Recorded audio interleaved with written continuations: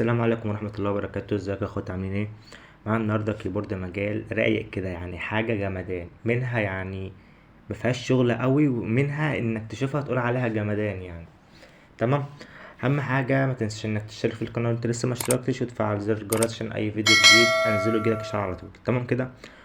وقبل ما نبدأ، اول حاجة هنعملها هنخش على المتجر كده علشان اي كيبورد يثبت معاك بسهولة، والمشكلة بتاعت لما يتم تثبيت التطبيق دي. تمام كده. هنخش على الصورة بتاعتنا بعد ما دخلنا على المتجر، وبعدين هنيجي هنا على بلاي اللي هي الحماية، وهنستنى لحد ما تفتح، وبعدين هندوس على الترس اللي فوق ده، وبعدين لو دي متفعلة عندك هنقوم قافلينها كده، وبعدين هنحط الباص بتاع الفون بتاعنا عادي. تمام كده. وبعدين هنيجي هنا هنخش نثبت بقى الكيبورد بتاعنا عادي جدا.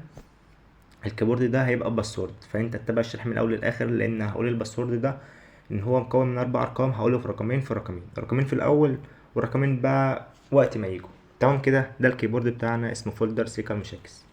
تمام. هنخش كده على الكيبورد، وبعدين هنخش نستخرجه من على زي ارشيفر او ام تي مانجر عادي، وبعدين هنخش نثبته كده، وهو اول رقم في الباسورد هيبقى 44. تمام كده. هنعمل الباسورد، وبعدين هنعمل اوكي كده، وبعدين انستال يعني تثبيت، وبعدين مرة واحدة فقط وتثبيت. تمام كده. نستنى لحد ما يثبت معانا، وبعدين هندوس فتح كده، هيفتح معانا بالواجهة اللي انت هتشوفها دلوقتي دي كده. هو هنا هيجيلك اختيار ما تريد السماح لتطبيق سيكل مشاكس بالوصول اليها، لو انت عاوز مثلا ان هو يوصل للميكروفون او جهات الاتصال او الملفات الوسائط او سجل تمام. ما تخافش، يعني التطبيق مش ضروري ولا في اي حاجة غلط. هيفتح معانا بالشكل ده كده. اول حاجة هنا بيجيلك تفعيل الكيبورد، هنضغط عليها كده، وبعدين هيدخلنا على الاعدادات بتاعتنا اللي هي اعدادات الكيبورد. هندوس على لوحة المفاتيح على الشاشة، وبعدين هندوس على إدارة لوحة المفاتيح على الشاشة برضو. والكيبورد بتاعنا اللي هو اسمه فولدر سيكل مشاكس مش هتلاقيه أصلا متفعل، فاحنا هنفعله كده. نعمل حسن وبعدين حسن. هنرجع تاني كده، وبعدين هنخش على اختار يعني كيبورد سيك، هنختار الكيبورد بقى عشان نستعمله على طول. وهنا الإعدادات يعني مالكش دعوة بيها، مش هتستفاد منها حاجة يعني. هنا اقتراح الكلمات، وهنا الاهتزاز والصوت، وهنا الإيماءات، وهنا التصميم، وهنا المظهر، وهنا اللغات، وهنا إعدادات أخرى، وهنا النسخ الاحتياطية، وهنا السراب البعيد. تمام كده. هنيجي عند السمات، وده انا هشرح لكم برضو السمات ديت اللي هي الالوان بتاعتها الجمادية. تمام. ونيجي على اليوتيوب، ده اليوتيوب بتاعي، لو انت مشتركتش هتشترك يعني اكيد علشان نوصل 2K. تمام كده. وده الاختصارات. اول حاجه نشوف السمات بتاعتنا بتاعت الكيبورد. تمام. ثانيه. نخش مثلا على اي دوتس عندنا. اول حاجه هنعملها ان احنا نرفع كده، تظهر معانا ايموجيهات تانية خالص. تمام. وبعدين هنيجي هنا عند الحافظه دي، هنفعل التلاتة دول عشان اي حاجه تحفظها، يعني اي حاجه انك تنسخها تظهر في الحافظه يعني. تمام. هنيجي كده عند السمات، وناخد اول سيم معانا. سيم يعني مأفور قوي يعني، بالشكل ده مأفور على الاخر يعني.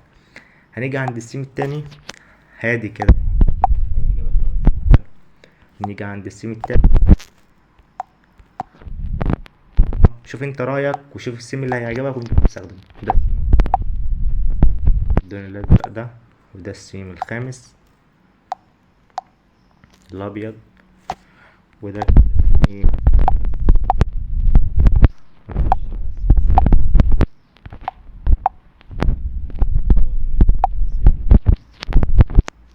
والسيم الثامن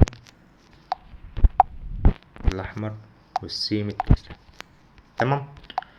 وهنيجي هنا عند البار بتاع الواتساب، ده البار بتاعي. هدخل لو انت عاوز تيجي البار بتاع الواتساب عادي، بنزل أرقام فيك، وبنزل برضه شروحات يعني من فين وفين اللي كده. تمام. أول حاجة نخش على الإيموجيهات بتاعت السيم الأول اللي هو بتاع يعني العربي العادي يعني كده. ده الإيموجيهات بتاعته، إيموجيهات طرش كده يعني. اختار لك شوية إيموجيهات جمدان، تكتب يعني سريع وكده، في تحفيل وفي اي حاجة انت تحتاجها، جاي معاك سريع يعني. تمام. وده قلب عادي. واحنا مثلا لو جينا هنا وعملنا كوبي كده، وجينا دوسنا على كلمة لصق دي، اول ما تعمل لصق يعني هتلصق على طول. تمام كده. وهنخش على الصفحة التانية اللي هي بتاعت التحفيل. تمام. زي ما انت شايف كده، ده شكل التحفيل، وهنا البداية، وهنا النهاية، ودي الختم، ودي الايموجيات اللي موجودة فيها. تمام. ثانية. ودي الضحكة بتاعت التحفيل، وده برضو زي ما قلت لك اللي احنا نقدر نلصق من الكيبورد لصق، وبعدين هنعمل ارسال كده. نخش على الصفحة بتاعت الانجليزي المترشم ديت، يعني روالك عليها على الاخر يعني. شوف الكتابة عاملة ازاي، يعني كتابة جمدان يعني. نكتب نمنع عادي كده بالشكل ده. ودي الارقام اللي موجودة في الصفحة ديت، ارقام برضو مزخرفة كده. ودي الايموجيهات اللي موجودة. ده كلمة ذا، لو انت مثلا اسمك مثلا حمو مثلا كذا، او سيكا المشاكس، سيكا ذا المشاكس عادي يعني. ثانية نيجي هنا عند الايموجي ده